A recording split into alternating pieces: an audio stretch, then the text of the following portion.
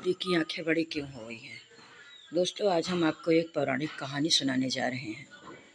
आज प्रभु जगन्नाथ की रथ यात्रा निकल रही है, उसी पर आधारित एक कहानी सुनिए। एक बार द्वारिका में रुक्मणी आदि रानियों ने माता रोहिणी से प्रार्थना की कि वे श्री कृष्ण और गोपियों की बचपन वाली प्रेम लीलाएं सुनाना चाहती हैं।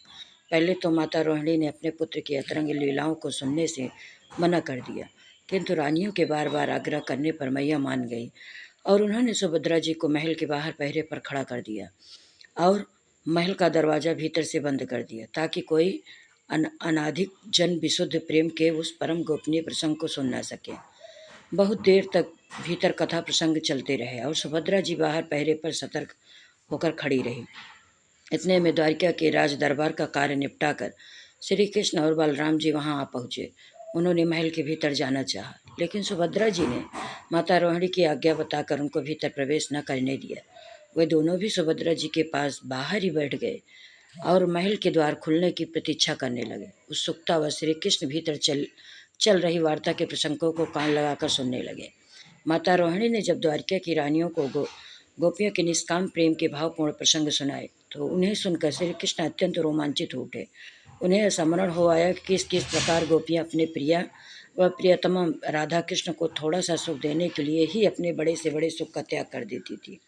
कैसे कैसे गोपियों ने मेरे प्रेम के लिए न लोक लाज की तनिक भी परवाह की और न वेद शास्त्रों का डर रखते हुए नरक आदि की कोई चिंता की। गोपियों के परम प्रेम के दिव्य भावों की वार्ता सुन सुनकर श्री कृष्ण भाव वेश में संकुचित होने लगे। मधुर भाव की सब लीलाएं मानो साकार होकर परम त्याग की बातें सुन सुनकर उनकी आंखें आश्चर्ययुक्त मधुर भाव के आवेश में फैलती चली गई और अंततः श्री कृष्ण महाभाव की परम उच्च अवस्था में प्रवेश कर गए। उनका सारा शरीर सिकुड़ चुका था, शरीर के शेष अंग शिथिल होकर छोटे पड़ गए, परंतु उनका चेहरा दमकता ही जा रहा था, आंखें लगातार फैलती ही चली गई।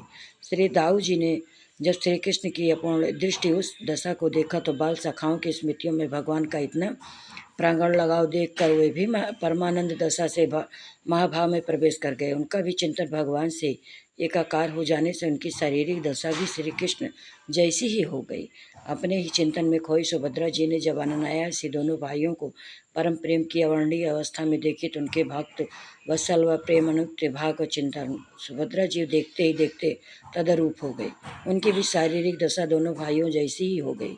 भगवान की अंत प्रेरणा से सभी वहां नारद जी आ पहुँचे। महल के भीतर और बाहर के सारी परिस्थितियों को भली प्रकार देख समझ कर नारद जी श्री कृष्ण से प्रेम में गदगद होकर अश्रुपूत नेत्रों से असुर भगवान की स्तुति करने लगे। श्री नारद जी ने जब देखा कि गोपियाँ के विशुद्ध निष्काम प्रेम के चिंतन श्री कृष्ण बलराम सुभद्रा भगवान के प्रेम में पागल से उठे, भांति भांति की स्तुति करते हुए बड़े प्रयत्नों से नारद जी ने भगवान को अपने सामान्य स्वरूप में लाने का प्रयत्न किया और भगवान को सहज हुआ जानकर भक्त वत्सल नारद जी अपने अश्रुपूरित नेत्रों से भगवान से प्रार्थना करने लगे। हे श्री कृष्ण, मैंने परम आनंद मग्न हुए महाभाव में निमग्न हुए विस्फाटित नेत्रों वाले आपके जिस अति विशेष विग्रह के दर्शन किए, आपके वह रूप विश्व इतिहास में बड़े से बड़े पुण्यात्माओं व आपके भक्तों ने भी कभी नहीं देखा होगा।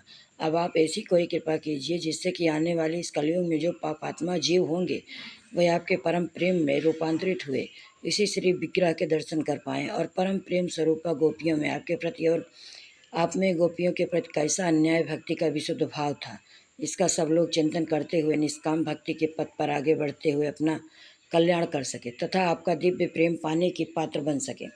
भगवान ने नारद जी के जीव कल्याण हेतु दया भाव की भूरी भूरी प्रशंसा की और उन्हें वरदान देते हुए कहा, नारद जी, कलयुग में मुझे भगवान जगन्नाथ के रूप में जाना जाएगा और मेरे विशेष कृपा पात्र भक्त उत्कल क्षेत्र के पूरी धाम में हम तीनों इसी महाभाव के रूप में विग्रह स्थापित करेंगे।